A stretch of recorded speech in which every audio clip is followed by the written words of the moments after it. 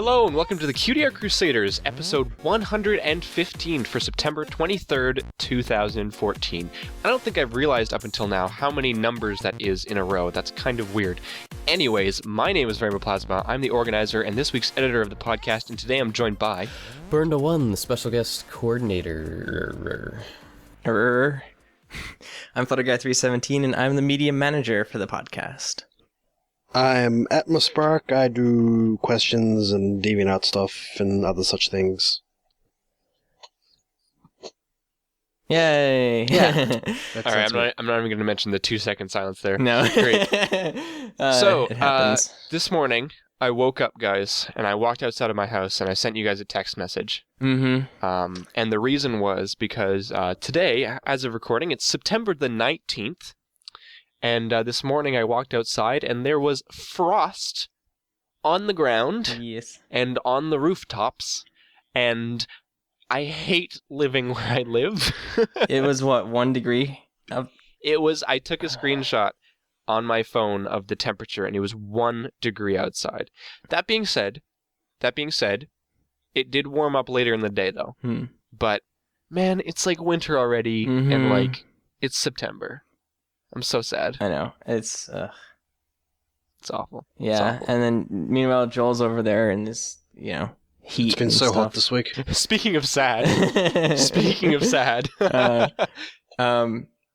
Yeah. So winter is coming. Do you want to go off of that sad note there, Joel? Yeah.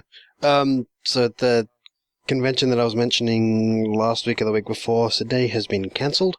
It's supposed to be in like 6 days from now. It's been cancelled like a week before it's meant to be. Mhm. And so yeah, that sucks. There's a whole bunch of people out of pocket. Myself, Silva, Nasi Goreng, her partner, a whole bunch of other people. Everybody is like out of pocket like a whole bunch of money.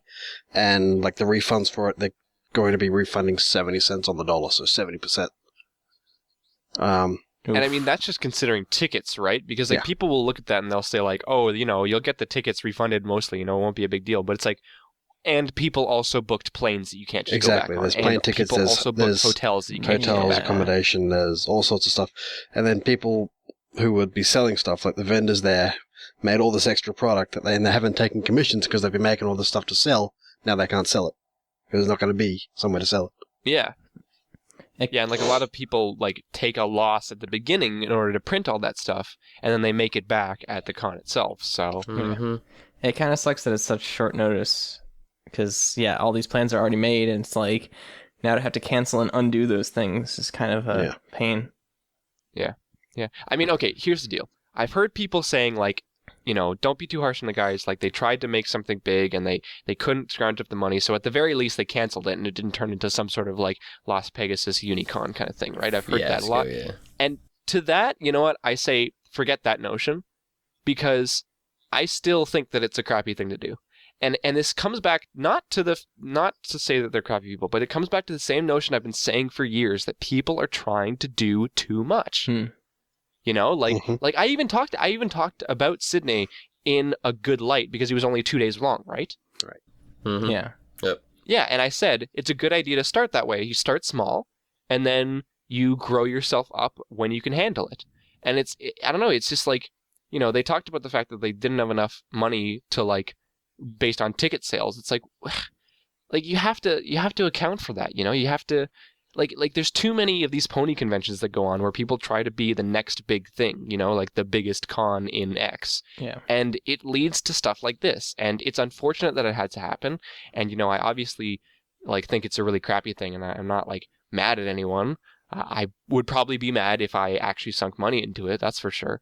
But I feel like I see it all the time from pony conventions just trying to be too big. And sometimes they end up going through and it ends up being okay. And sometimes it blows up in their face like this. Well, how long was it supposed to be? Was it a 2-day or a 3-day? It was a 2-day. It was a Saturday, Sunday. Yeah. So it's still not like a lot of time. Like you still have to reserve a convention center for 2 days though. And Right.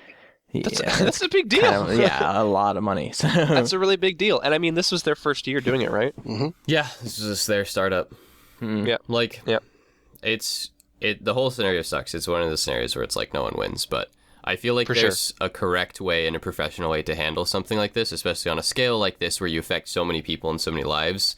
And canceling a convention or putting yourself into the scenario where you don't have enough money to do said convention is the wrong way of going about it. If you are going to be starting up something as like on a professional level as a convention to, you know, schedule hundreds of people together, you should have the funds and the money and like forehead of whatever to be able to fund and put on that convention out of your own pocket and make sure that it happens, not just out of nowhere try to be like, all right, let's make ticket sales to make the convention happen. If we don't have ticket sales, we screw over hundreds of people. That is not the way you handle it. Like, I don't care how you swing it.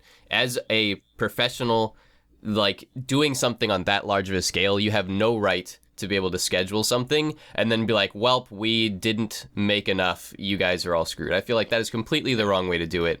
You should be able to buy that venue, afford that venue, and rent that venue, and then hopefully break even on your part if you're going to make something on that scale.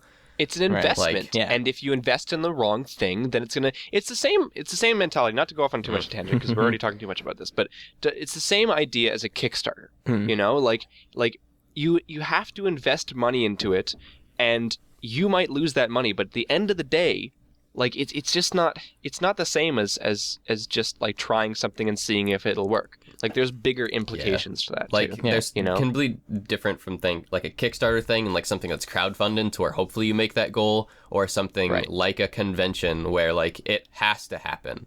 Like and something like this where it doesn't happen, the repercussions for that are just it's so crappy. Yeah. And the thing is too, right? Okay, like I don't want to rip too hard on these guys, but for future reference, cons out there, anybody who has big aspirations, if you're going to cancel something, at least 2 weeks notice. Yeah. Well, probably a month. There's a reason why conventions have a deadline for pre-reg. That's usually like a month out at least. And that's because if they don't get enough pre-registration, then they can cancel it a month in advance instead of 6 days. And then people can refund, or at least try to refund their hotel rooms, their planes, stuff like that. Yep. But anyways, I want to cut this off now because I don't want it to be too negative, but it's unfortunate because it's unfortunate that we're still having stuff like this despite what we saw last year with Unicon.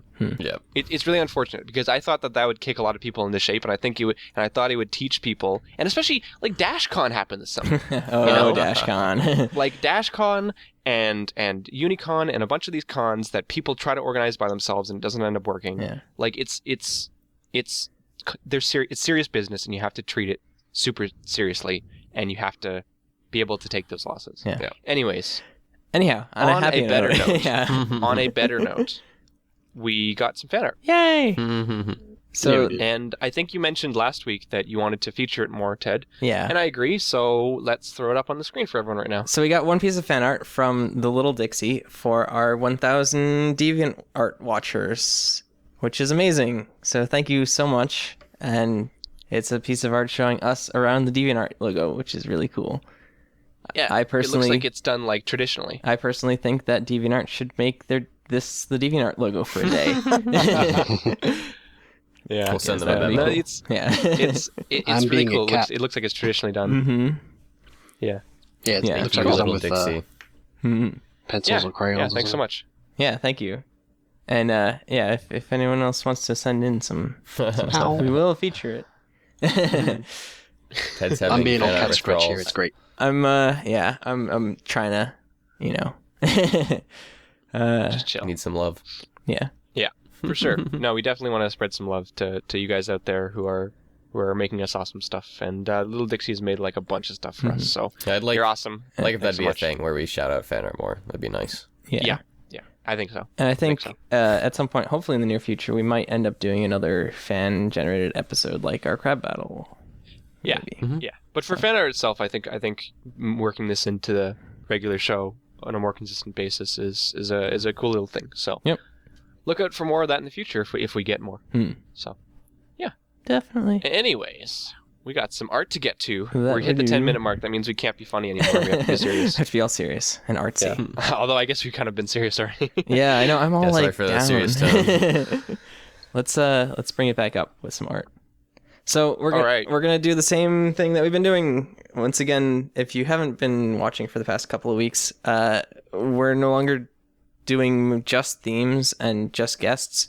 We have a third thing in our rotation, which is now our kind of our default, which is that each one of us brings a piece of art that we enjoy and we talk about it. So Not related to any themes or anything like that. Yeah. So we did a randomizer before the show to figure out the order, and this week I'm going first. So the piece that I brought is called Abstractia by Zolombo, which I'm pretty sure I've said as Zombolo before. I think so. Yeah. Zombo. So it's Zolombo.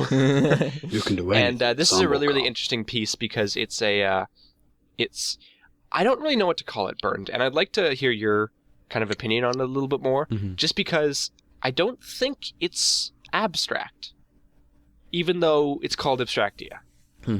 Well, see, it's just abstract as a concept. It's just been something I've been struggling with for a long time, but I kind of talked about it on the show a little bit, and I want to make an actual abstract episode on the show, but it's so hard to find good pony abstract art, and kind of there's multiple kinds of abstract too. There's Picasso abstract or something like that, or Baroque abstract, where things simplify and turn into geometric shapes.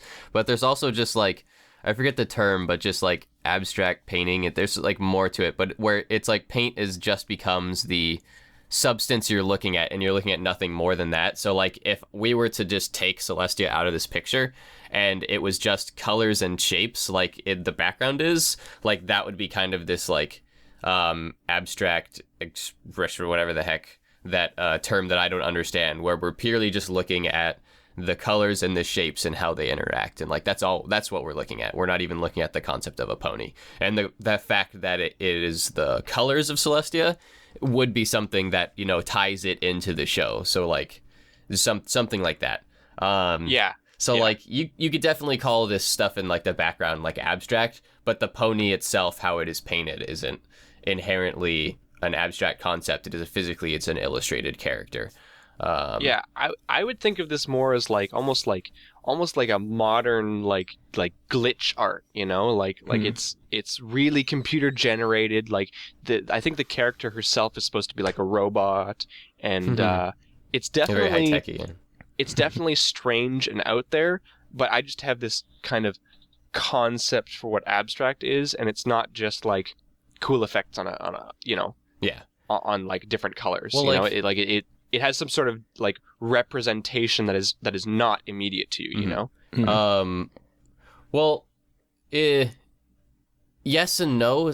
Pure abstract is that, where you get in the concept where it is no longer a thing. That is when you get down to the pure essence of what if something is completely abstract, where you get the dude's name who I can't remember, Mondrian, right? Where the blue, yellow, and red squares just pure colors, and then only horizontal and vertical lines. Or right. I think some Mondrian's earlier paintings, before he started doing squares, through a period of time he started painting trees, and it started out with a painting of a tree that was kind of just out of proportion, and then it started turning into crazier lines, and then crazier lines until you could barely tell it was a tree. And then the last painting of that series, 6 something years down the line, when he was the artist was considering this concept of abstract, to step away from something, it was no longer a tree, and it was only a series of lines that imitated branches, and that was right. it. So right. This geometric stuff in the background of this piece, if you go look at any of Brock's work when he's painting houses and stuff, the houses slowly stop becoming houses, and they start just becoming triangles and rectangles and stuff like that. So I see the concept of abstractness in turning something into simplistic geometric shapes with all the crazy stuff, but it's also done digitally, and it's also done very crazy and spirally, and there's a character incorporated in a lot of crazy colors, where another concept of abstract is to mute the colors and step away from kind of this actual depicting colors. When you start getting into more wild colors, you get more into expressionism. But even the terms I'm using is traditional art history stuff, and I'm just trying to incorporate it into pony art, so forgive me for my inconsistencies, if you will. Yeah. I think what this piece does the most, and what really I don't know, endears me to it, is just the way that it kind of stands out from any other thing that I've seen in terms of pony art.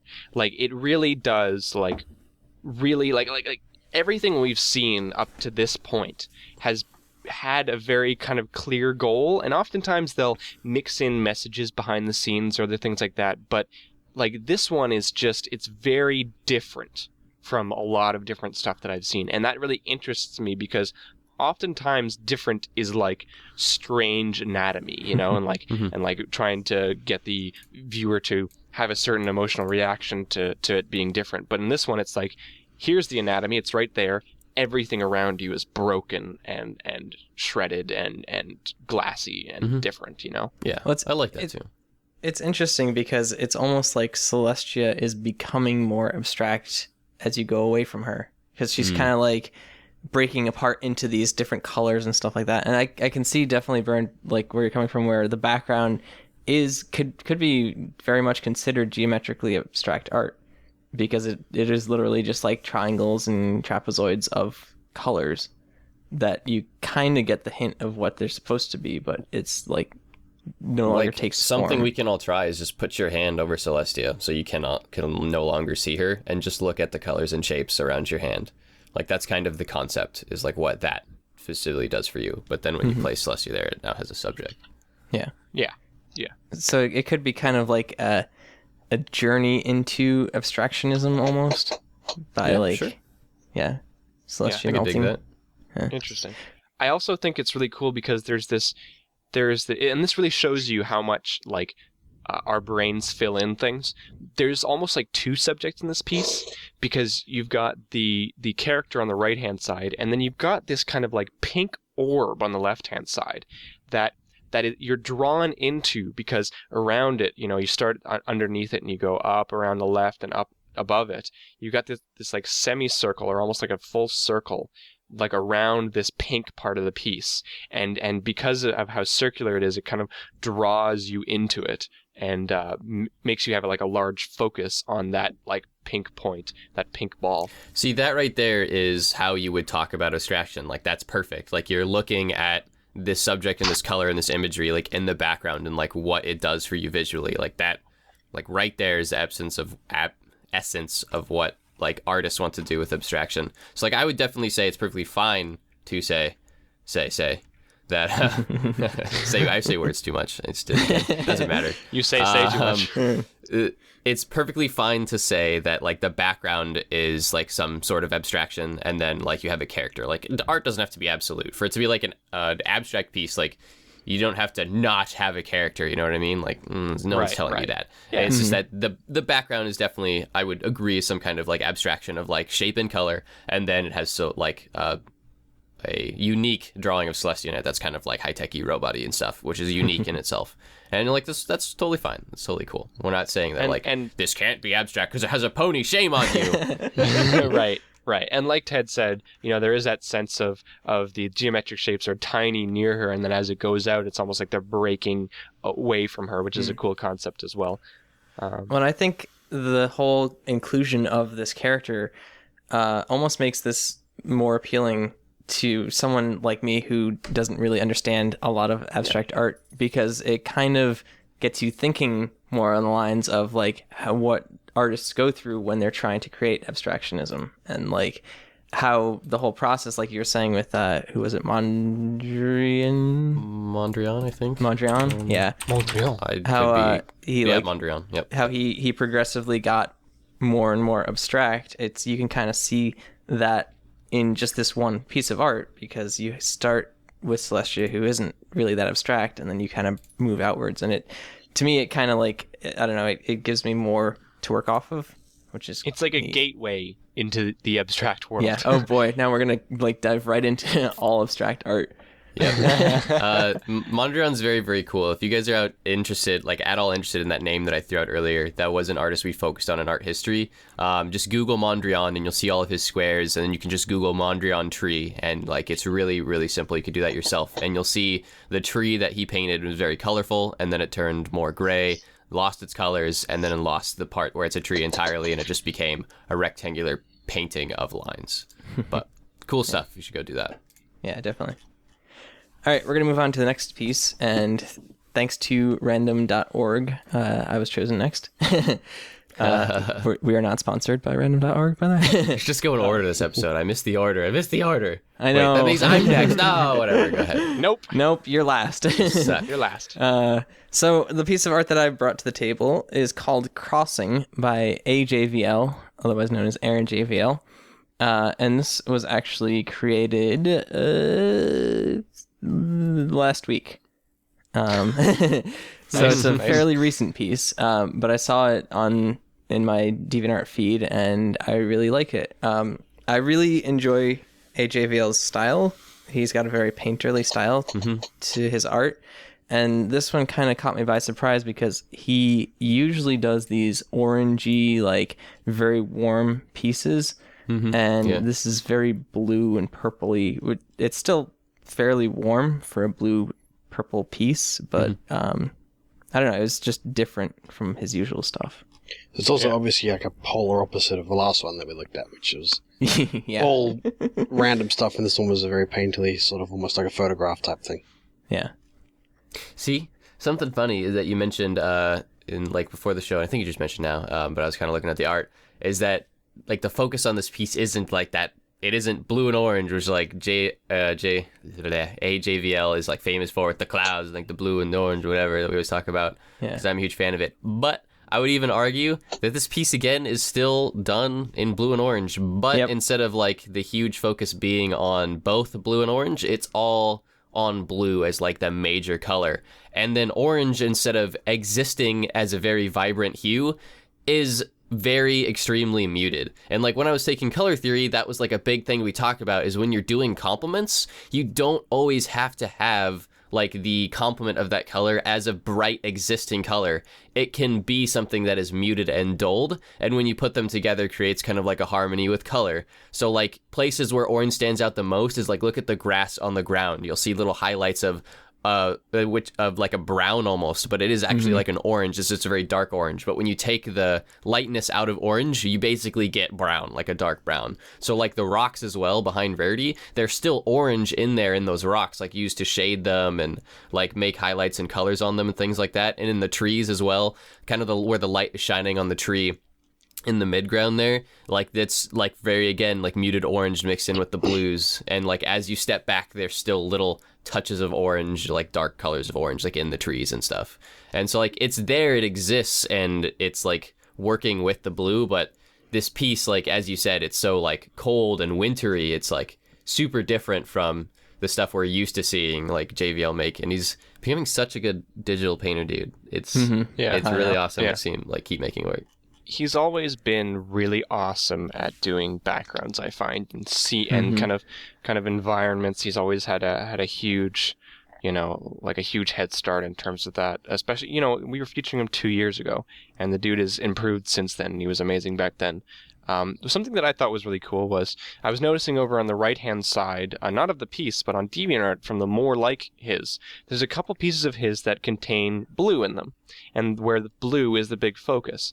And the thing that I thought was really cool was that blue itself doesn't necessarily change the tone of a piece, or rather it doesn't define the tone of a piece in a certain way, because the blues that I'm seeing in these other pieces are different shades of blue, and they give off a different feeling than the blue that I get in this piece. The blue in this piece definitely reminds me a lot of winter. It's a darker, deeper, a more purple than a green kind of thing.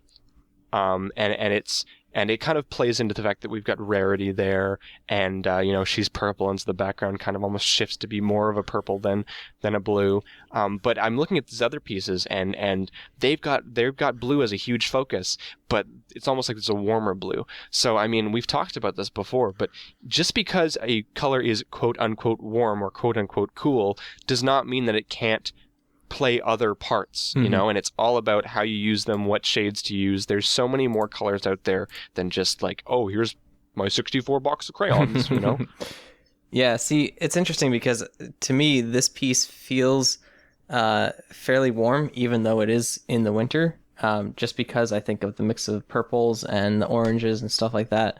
And I don't know, I think of purple more as a warm color, even though it can be both technically. Interesting. But yeah, I don't know. It's kind of interesting. Just like the trees and the forest kind of on the right, there's a little bit of like purples and oranges mixed in there, and so I kind of get a feel from there that it's a little bit on the warmer side. But it's kind of, I don't know, it's interesting because different people get different reactions from that. And it's also, the different colors placed next to other colors. Like, we talked about that as well. Like, depending on what is around a color makes something feel warmer or cooler, So, like, the fact that there is so much deep blue around Rarity makes her feel warmer with, like, that violet and stuff. Yeah. Right. One of the things that Aaron JVL does very well that we've mentioned in the past is he does, like, this atmospheric perspective or atmospheric perspective. Yeah. For God's sakes, don't encourage I'm egging him on. I'm Stop sorry. Make Max edit you out. Max, censor that. No, he adds this like layer of fog and mist to a lot of his foresty or background pieces, which kind of puts you right in the moment, and kind of gives the scene a bit more depth, even though it's hiding some of the depth. But I don't know, it's like it makes it feel like you're actually there in the forest, kind of. Yeah. But he does a really good job with it. It's that concept of like foreground, midground, background shapes going in the background. There's also this really subtle kind of sense of lighting in this piece. I mean, obviously we've got the lighting from above, but I think even, down in the bottom half of the piece, you've almost got like, like the middle is lit and then it just very slightly fades out as it hits the sides there. And it kind of really highlights that zigzag river that's going through. Mm-hmm. You remember last week when we talked about Sesta Monkey's piece? Like it had that like spotlighting that I was trying to talk about, where like the subject was like illuminated. The same kind of thing is going on here, where Rarity is standing in the spotlight of this light. Yeah, right. On that lighting as well, it also helps to separate the foreground, middle ground, and background, because you've got the foreground, who is Rarity, plus a little bit of the river there on the other side underneath that big tree. That's lit. The middle ground isn't lit, and then the background is lit. So that's another way that AGFL has separated this piece into 3 sections. Yeah, it's definitely a really, really good point. Like the spotlighting of Rarity, wow. Harity. You heard it here first. Oh my God. A little bit of spotlighting on the tree, and then the background as well is illuminated and also kind of like spotlighting. You see like touches of green, which is really nice. But something I wanted to mention is that I didn't want to say it before, but I felt like this piece was done really professionally or really well done in comparison to some of his other pieces, and it just felt like it was painted better, and it just had like an era to it, or aura rather, that wasn't familiar to like his work before this, you know what I mean? It just felt different, because normally like the things he would draw is really vast, like really big, always had like a big scene, and it was very bright, like extreme hues, like we were talking about, this isn't that blue and orange we're used to, the radical colors of like, wow, this is bright blue and bright orange that just like catches you. It just seems so like, well, I don't know, peaceful. Yeah. What was the word I just used in talking about the last piece? Like serene, harmony, like has harmony, a harmony to it. Harmonious. Thank you. That's the word I'm looking for. And so I was thinking that, but I didn't want to step out of my place to kind of say that, because I don't know what he's doing or like art school or whatever, what he's learning. But like I felt like his improvement, like this is a huge improvement. But like right in the description, it said when he's talking about this piece, it says, I decided to pick up Tyler Edlin's tutorial over at the link to where you can find the tutorials to learn more about painting and concept techniques. If the landscape looks slightly familiar, that's because it is. Part of his detailing method was something I always wanted to implement in my own work, but I did not know how to get to that stage. Long story short, I watched all the videos, painted all of them, and then he learned a bunch of stuff. So like I learned tons, value composition, etc., and unnecessarily added pony. and then he talks and like he recommends that tutorial, but like that's awesome. Like I can definitely tell like the use of value in this is, that's the magic word, is completely different than all the stuff he's made before. Like there's definitely been some value in one of the tree pieces we highlighted on the show, with like Fluttershy like in the trees, but like this piece is so much darker than like something he would normally make, and like how everything is like placed and with the spotlighting, and I don't know, I feel like it's really just really well done. just one more thing before we move on, related to the whole value thing. It's interesting because we have seen pieces that move from either light to dark value as you go backwards, or from dark to light value. But in this piece, as Atmospark was pointing out, you kind of have this separation of like 3 different steps of value, and it's like light, dark, light, and I'm not really sure how it works visually. I think the river kind of ties it all together somehow. I'm not really sure, but I thought that was really interesting because we don't really see that often. So Cool. I think the river gives you that sense that it's all connected rather than just like off in the distance. Yeah. All right. All See right. how close they are together. But yeah. Let's move on to the next piece. Moving on to mine, I think. Am I Yes. next? I think Yes. I'm next. I am next. Alright, so my piece is called Sparkle by Foxton Shadow. Sparkle! Yay! And Shadow. I saw this one come up. When was it made? It was made last year, I think. 2 years ago, 2012. Wow. But I only just recently found it, and I thought it caught my eye, and I thought, wow, that's really, really cool. So I decided to put it in my favorites folder, and now here it is. Now you guys get to see it. Yay. Well, I mean, the thing to me is, okay, so I'm a really, really big fan of Fox and Shadow. I love his kind of style. It just kind of clicks with me, and I mentioned before the podcast, like Fox and Shadow oftentimes does very similar art and has a very similar style. It's something that he's very known for. It's kind of grungy and things like that. And it's not always bad because, never too much of a good thing, that kind of thing, right? But what really stood out for me when you picked this piece, because it was funny because we were talking about him before the show started, and I didn't notice that you'd pick one, and what really stood out to me when I looked at this piece was how different it was from all the other stuff that he did. And yet how similar in a way in the techniques that he used. So like I mentioned, Fox and Shadow oftentimes uses like very grungy, I don't want to say filter, because filter's got a bad rap these days, so it's got some stuff over it. Very textured, dim kind of lighting, darker concepts, that kind of thing. And this one is so completely different. She's outside, she's in a really bright day. The colors are very bright, vivid, but not like too crazy. And it just, I don't know, it's really different. You can still tell it's him, just, anatomy. Oftentimes you can point out a certain artist's style from their anatomy, but, it's just very, very different from all the stuff that I see nowadays from him.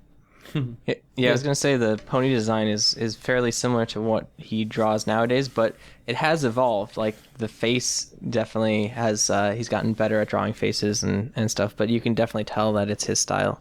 Yeah, the pony's style is definitely a little bit different. He's been getting a little edgier with his style, and he started being a little bit more unique. And I think even this character's eyes, I feel like her eye in the background is small. I don't know, but Yeah, I agree. That He's definitely gotten better over the last 2 years. I mean, oh my goodness, that should be go without saying, Yeah, the face sort of is a little bit off to me, but the rest of it is great.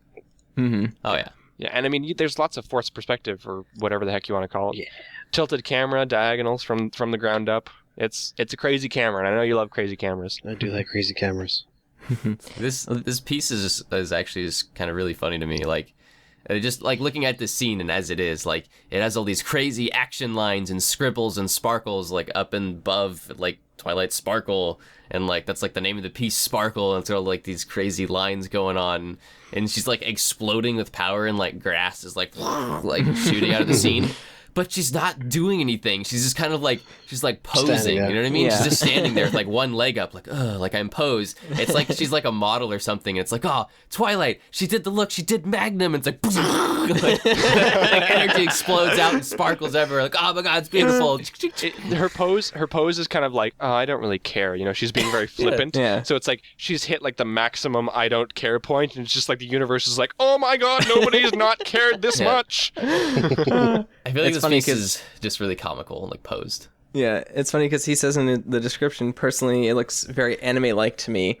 And it kind of reminds me a lot of some scenes in anime where the character is just standing still, but the whole everything around them is exploding and Do you mean anime or do you mean Dragon Ball Z? Dragon Ball Z, yes. Because I think most people would probably think of Dragon Ball Z. Yeah, She's not yelling though. no.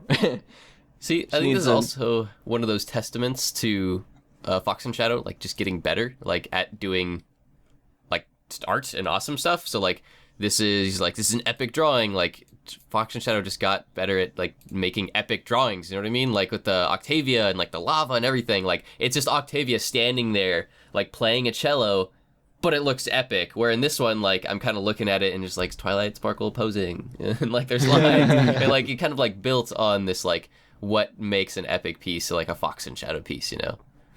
Yeah.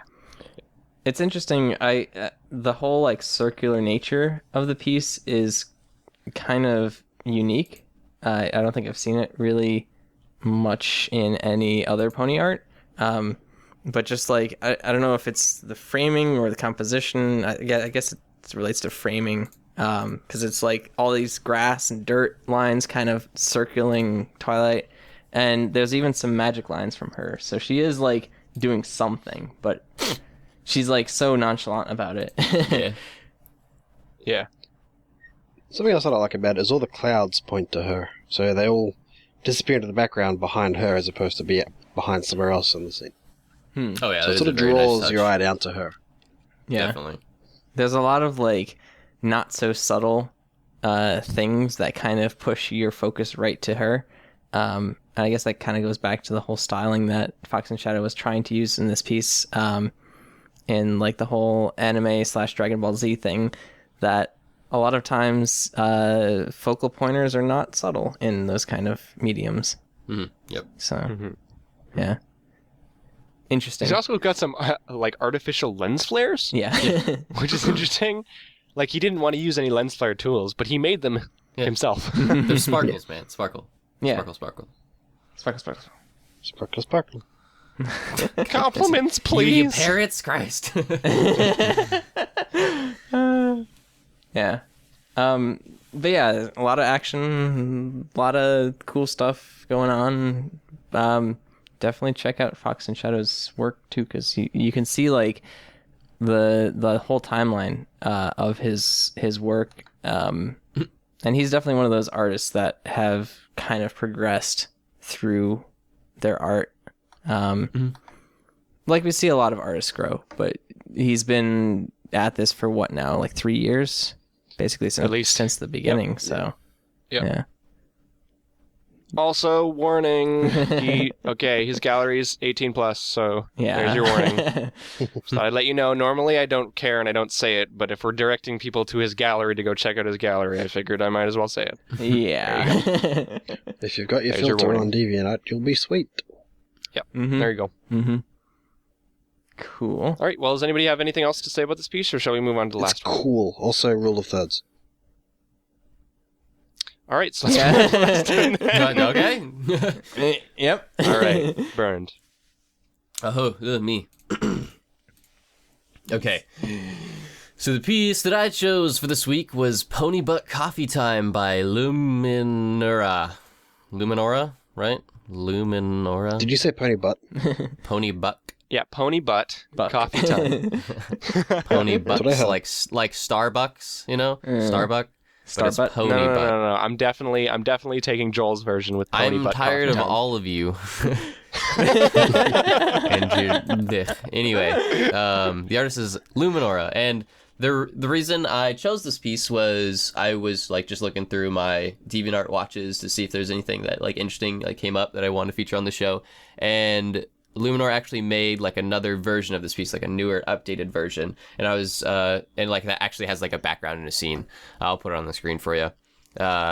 But it's a completely different style than this piece, and this piece has been in my gallery for a long time, and it's been like I've wanted to feature something like this, or like we ever had like a coffee episode or hipster episode or whatever, how I could fit it in. Hipster episode. As this is painted, I really, really love how this is painted, and this is like a digital painting, and her newer piece, the artist's newer piece, was like, it was more of an illustration. It was more like comic-y. It had black lines, and it was more looked like, you know, like traditional kind of like online fan art, where it wasn't so much like actual digital painting, like with colors and stuff, and like you could definitely tell. But I feel like I like this piece more, and like I left a little comment on DeviantArt where I was like talking about the piece, and then I was like, well, why don't I feature it? So that's why I have it here. But this piece I really, really enjoy. I love the style of it. I love how Rarity looks. Like how she's Harity. painted. Harity, yeah, I love Harity in this piece with like her red glasses and just like her necklace that Lunar's given her, and then like the side saddlebag, if you will. I guess what it's a messenger bag, you know. But and then the blue glow too, like I absolutely love. Yeah, it's done really, really well, and I think there are some things in life that are just unexplainable, unquantifiable, and I guess you could say they're intangible. And sometimes these art pieces have a lot of that, where it's just like, I don't know why I like this piece more than the finished piece. You know, like, I don't know why it is, but there's something about the feeling of this character that gets me so much more. And maybe it's because it's more human. Maybe it's because it looks a little bit more personal. Maybe it's the glow. I don't really know. It's unexplainable to me, but I definitely get that same kind of feeling as you, Burned, where you look at this one and it stands out a little bit more than perhaps the quote-unquote completed piece. Yeah.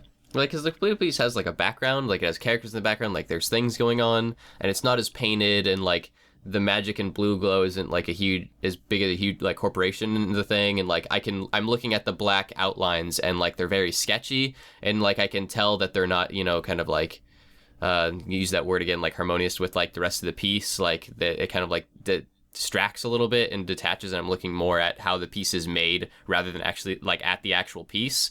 And with this one, like I feel like it's just really harmonious, put together well. Like I just absolutely love that blue glow, like with the magic and like how it matches and glows like in her eyes and like in her makeup and stuff, and it's all over the character. And I'm a huge fan of crazy outlines, like everyone knows me. So like how it's outlining her hair and stuff again is like one like my go-to like favorite pony art things, if you will.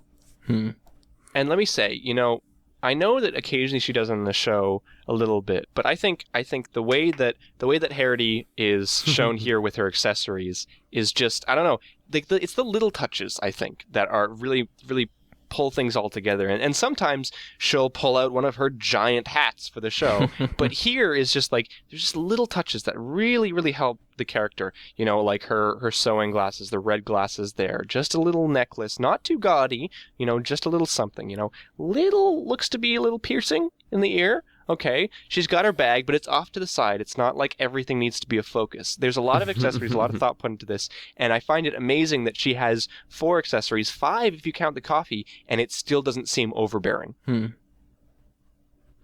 Yeah, I think what's really drawing me into this piece is that really bright blue glow, and we've seen that quite a few times in other pieces, but it's still like, it's very striking when you do see it. I don't know. It's just it kind of gives something a bit more to the piece. It makes it so that it seems real, but a little out of like otherworldly, I guess, kind of, because you don't really see that bright of a blue in our world.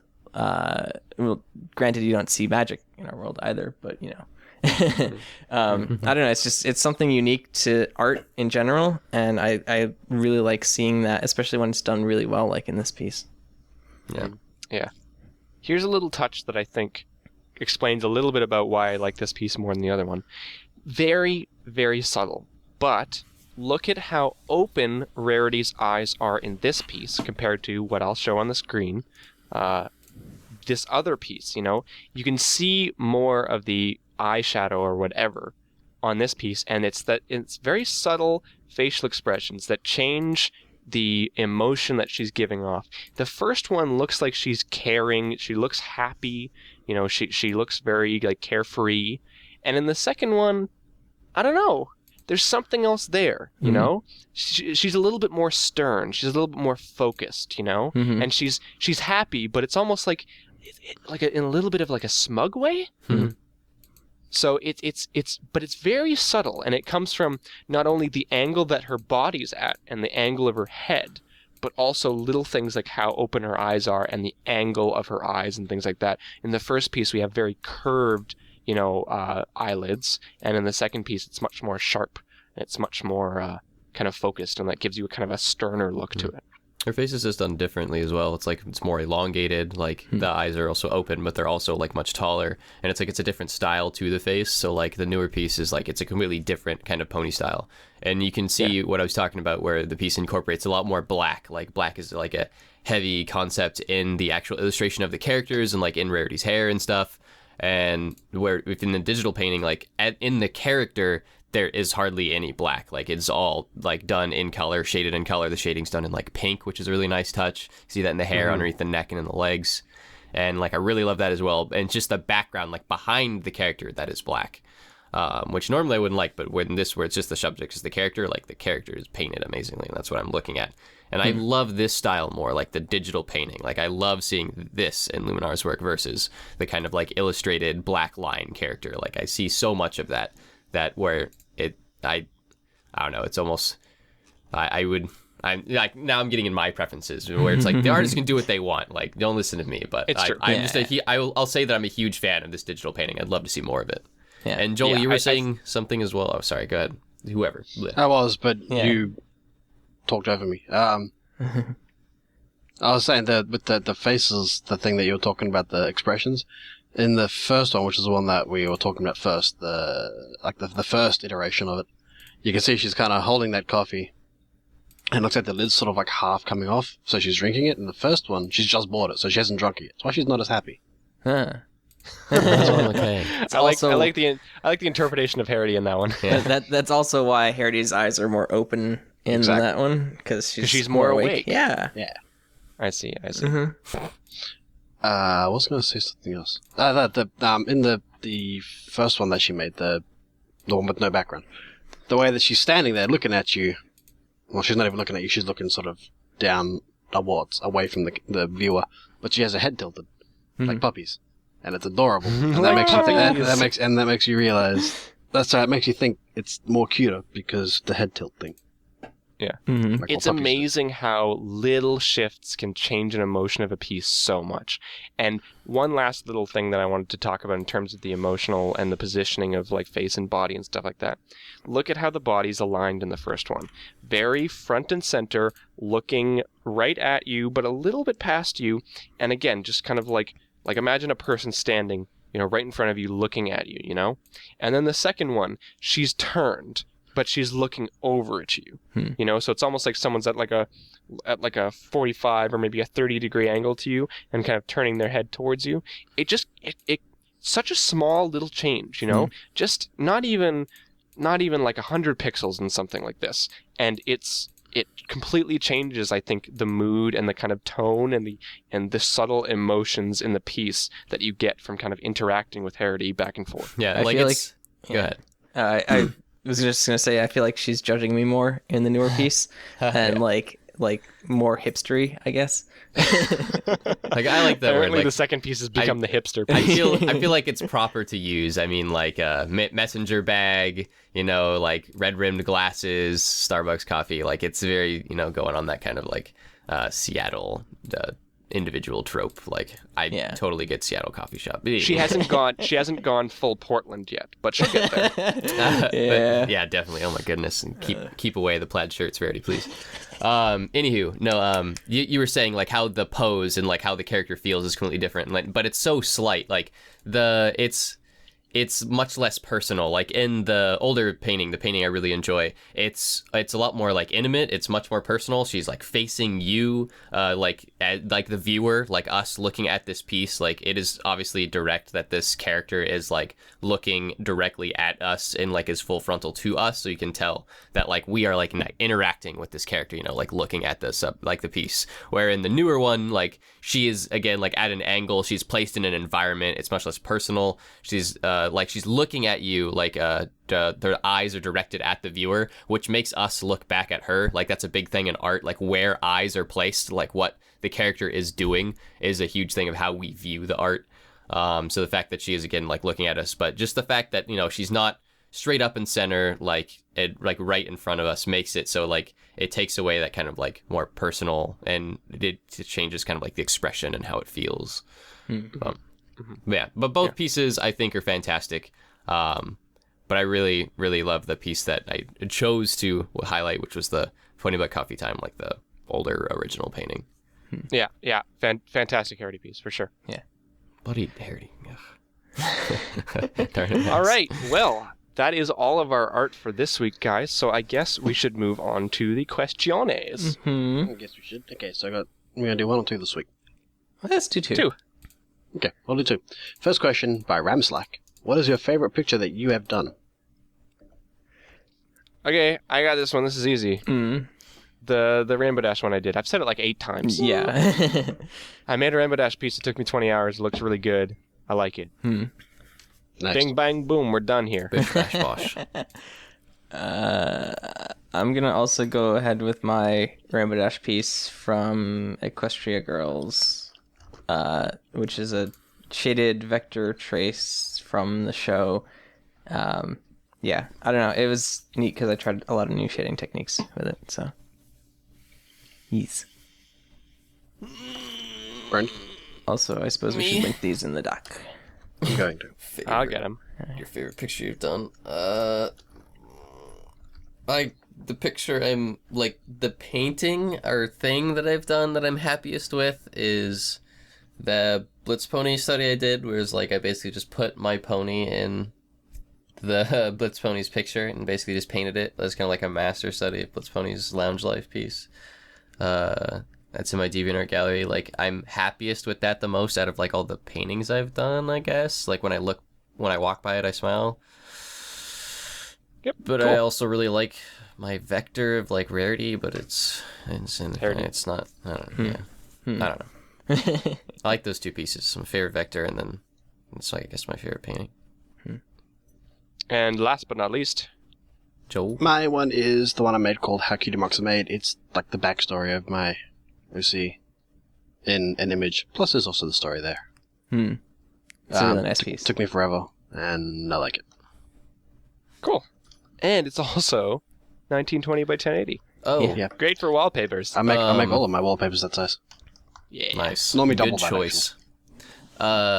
One thing I was gonna say, it's not in my DeviantArt gallery. I should really upload it. But a piece of art, I guess, that I'm most proud of.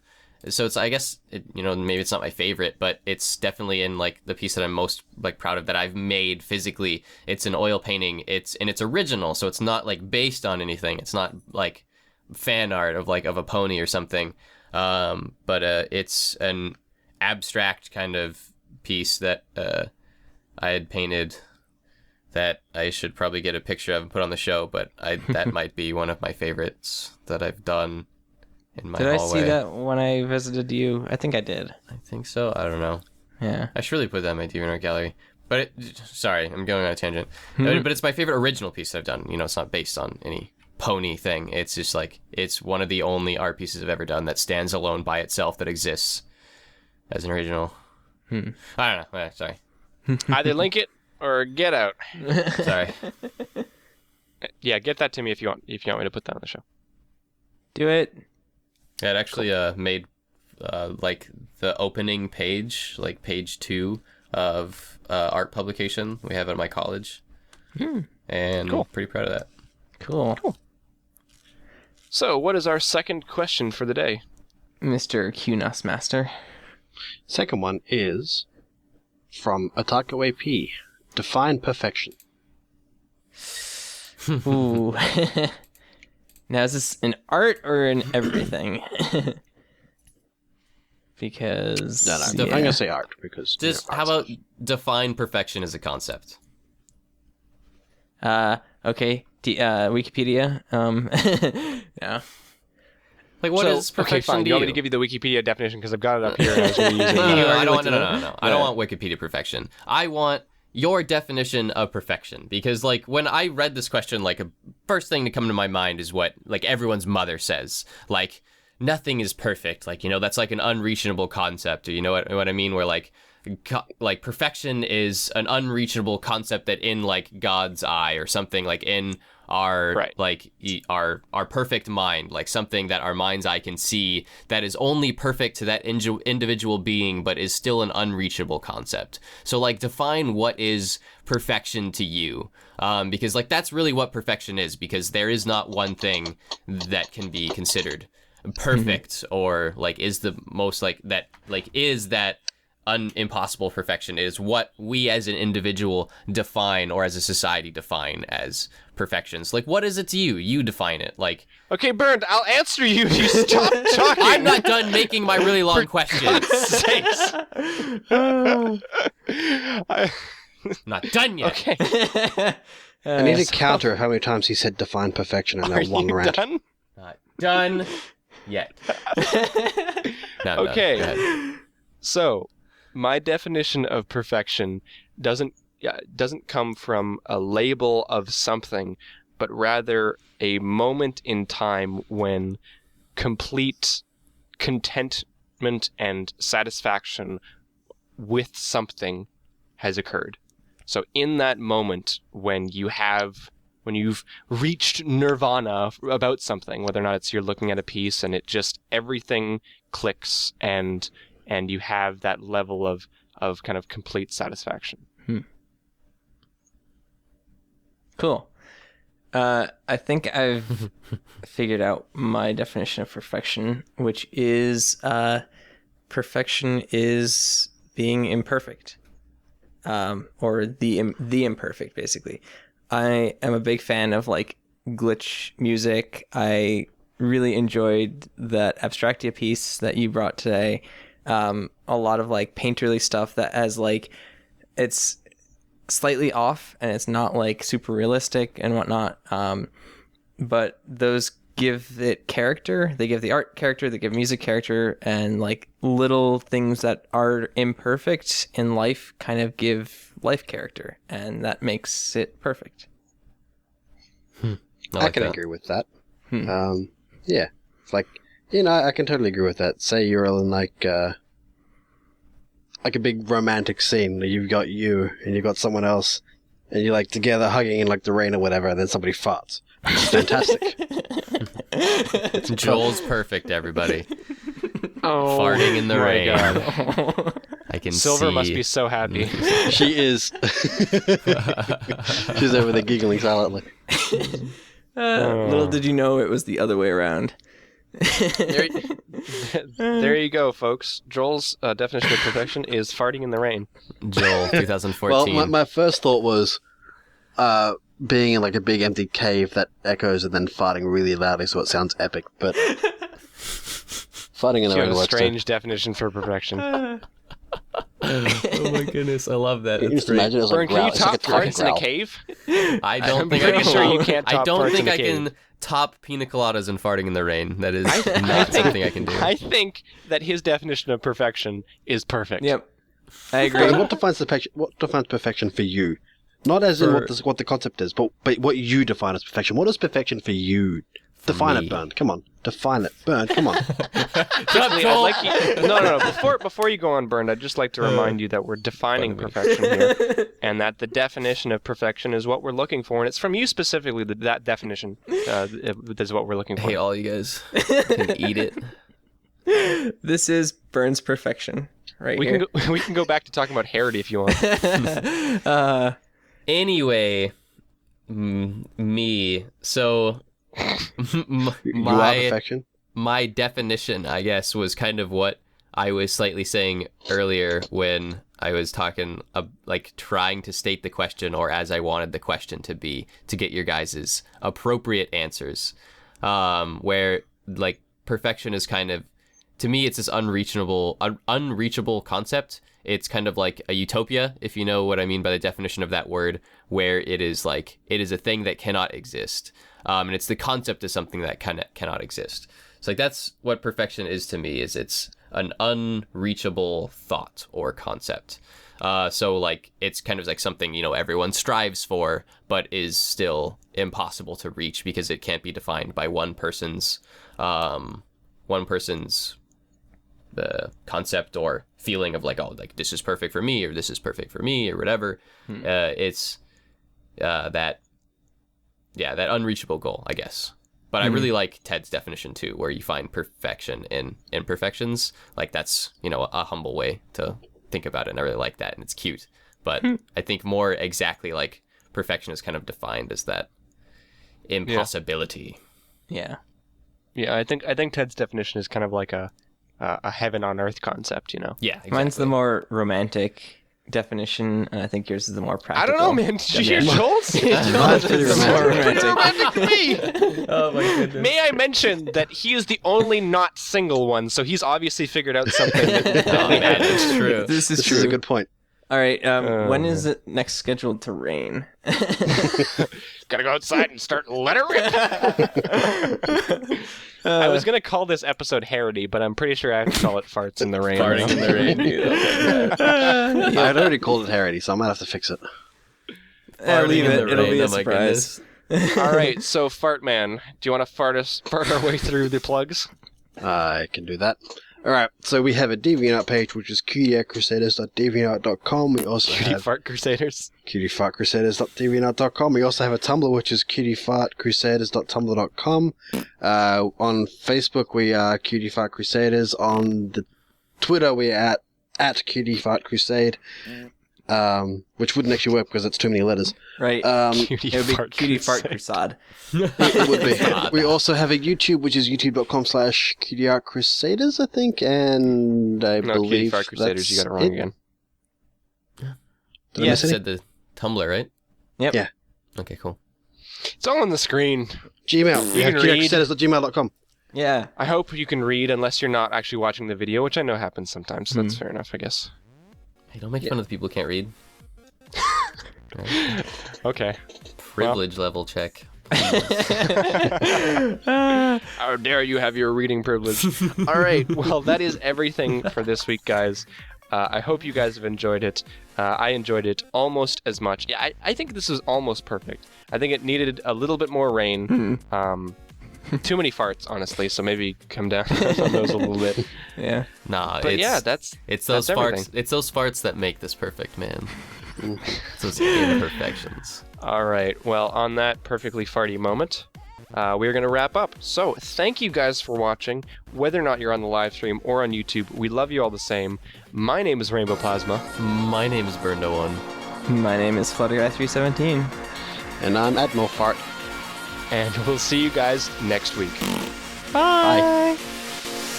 I knew someone would make the farting noise.